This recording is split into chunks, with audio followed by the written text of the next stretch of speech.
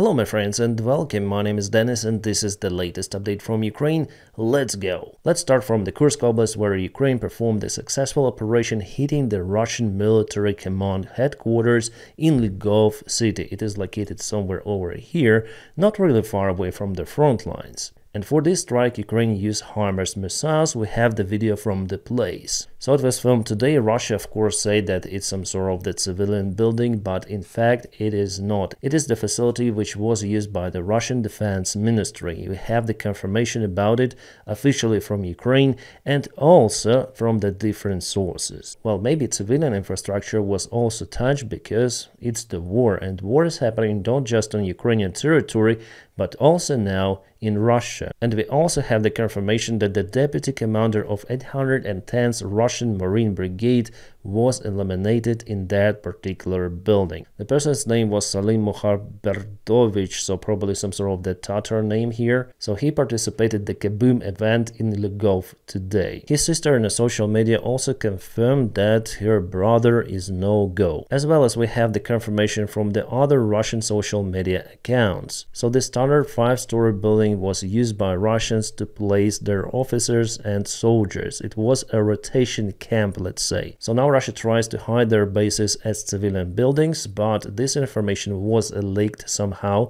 maybe also to the social media, and after all, Ukraine decided to strike the facility using HIMARS. So there are some other Russian soldiers nicknamed Katastrofa, Birka, 1-2, Steel, Gudok, Mamai, Dobry, all of them will be delivered back to their homes in the plastic bags. So by the time Russia tries to push Ukrainians out from the Kursk region, Ukraine hits their infrastructure, logistics and also command centers, this time in Lgov. By the way, according to the recent update, there were no changes of the front line in Kursk region for the last 24 hours. Right guys, and now I want to say a couple of words about the Aircrush which happened with Azerbaijani Embraer 190. Well, actually I filmed a very detailed video about it, but since it's the aviation topic, I published it already on my pilot blog channel, but I'll put my video as the link in the video description just below. So if you want to check out all of the details about this crash accident and my own opinion on it, please check out my video. And here, my friends, just long story short, the airplane was shot down by the Russian air defense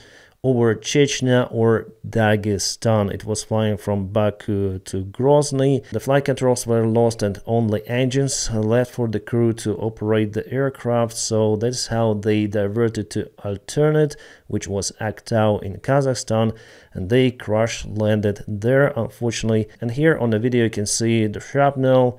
Russian media say about the bird strike, but I see that it's the shrapnel, classical one from the air defense missile. Again, more information is in my video dedicated to this particular topic. Alright guys, now about the Russian army losses in the war against Ukraine.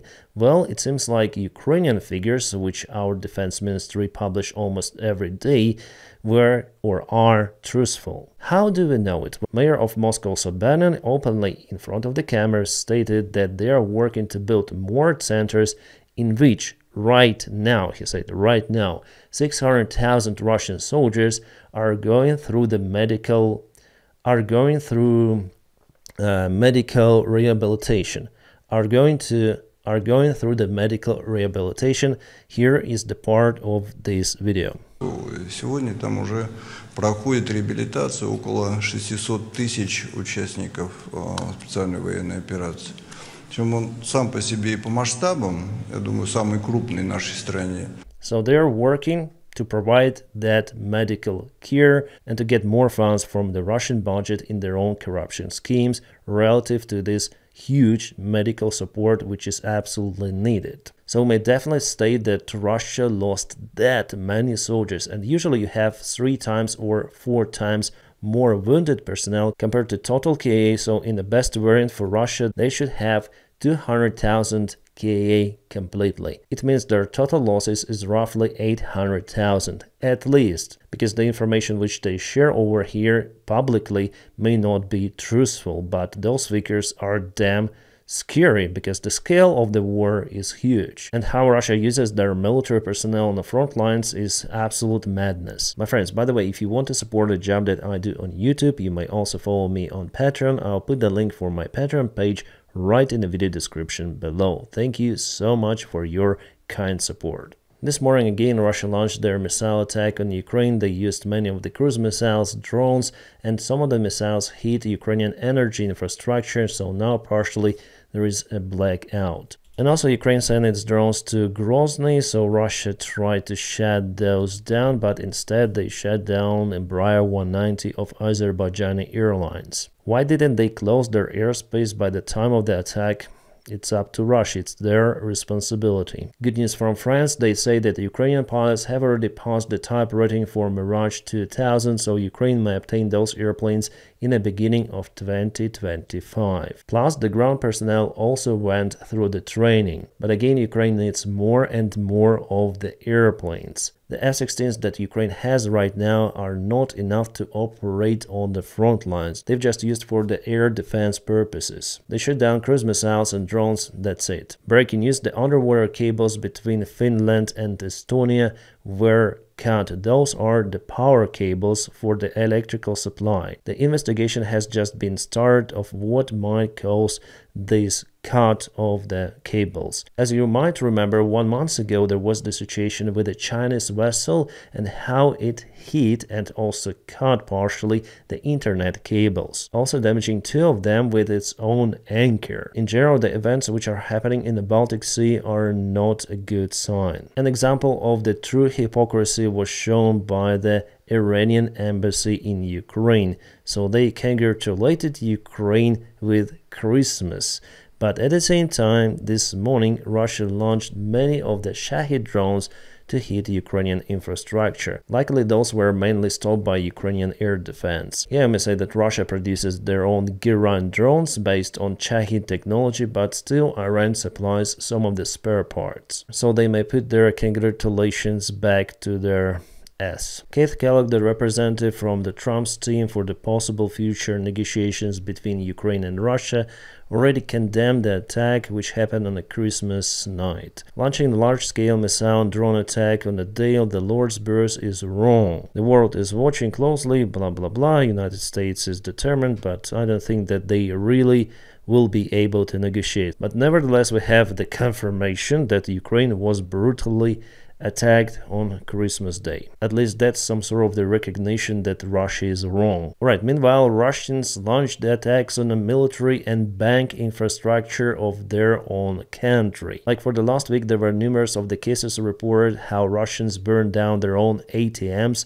of the government Russian banks. They also burned police cars, and this time one of the guys on his own car went and hit the Russian conscription center and later on burned down his own car with part of the entrance. He was arrested later on and he said that he was manipulated by Ukrainian intelligence. Well, I start to think that Ukrainian intelligence may hypnotize people through the phone calls. Right guys, and now let's go to the frontline updates. The most difficult situation from all, I think, is in Velika Novosilka, and there was the Russian movement in this side. And you know, I have the latest data that the Russian forces moved up front and they cut this road. Like, there is no way Ukraine may supply their group in Velika Novosilka any longer, just maybe through the fields. That's the only way, but the field roads sometimes are unusable because of the terrible weather conditions. So the deep state source says that the enemy is concentrating its forces to jump towards Neskuchna in the coming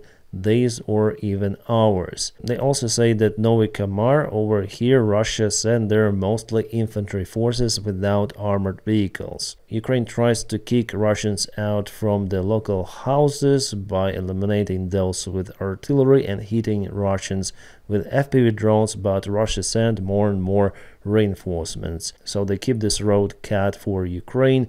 Ukraine understood that this road is very critical. That's why around 1 week ago there was the counterattack attempt, but after all Russia took initiative. So if situation like that continues, Velika Novosilka will be lost very soon. And you know, So near Pokrovsk, Russia continued to expand this bridgehead. There are no more defense lines, for example, in this area, and no settlements, so I expect a further move of the Russian army, and they are very close actually to reach the border with Dnipropetrovsk Oblast. It's over here, they're just 7 kilometers away from it. One more area where Russia moves a little is in the Kharkiv region. They advanced over here from this side and this side. So right now they have 3 of the main points of advancement, one in the Kharkiv region, not far away from Kupiansk, one is Pokrovsk direction, and Velika Novosilka. There are also fights in Toretsk and Chasiv Yar, but not that hard as in those areas I mentioned. So compared to what it was the last year and beginning of this year, Russia is capable to perform successful assault operations in multiple directions. Yeah, still the pace is slow compared to what it was in 2022, but they take the ground each day.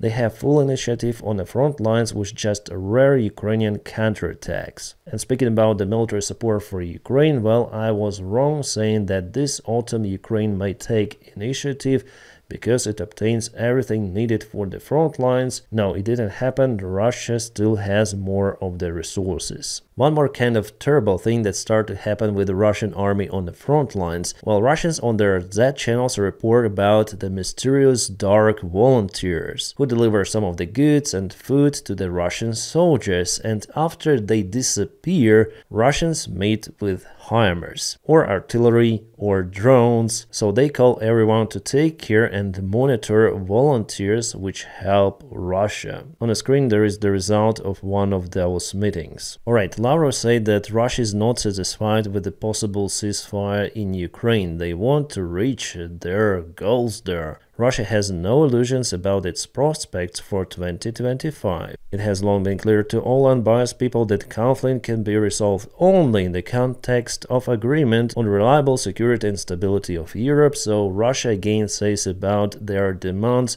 not just for Ukraine but for the West, they say collective West. If you remember, just before the war had started, Russia called member states of NATO, all of the NATO bloc, to reform itself, to basically exclude some of the countries which were included after 1997. But obviously Russia is not in a position to demand all of that. It cannot even handle Ukraine and liberate, for example, its own Kursk region. What Russians also say, sometimes it's complete nonsense, but they say like that they're ready for compromise, but peace is only possible with Putin's demands to be achieved. So honestly guys, speaking about this war in general, I don't see the points where we can even touch some sort of the peace agreement with Russia. They are just determined to continue this war and reach their fantasy goal of demilitarization, denazification of Ukraine. They basically want occupation of Ukraine. About the Christmas in Ukraine, well, that's the same street in Lviv city. The difference in time just half an hour.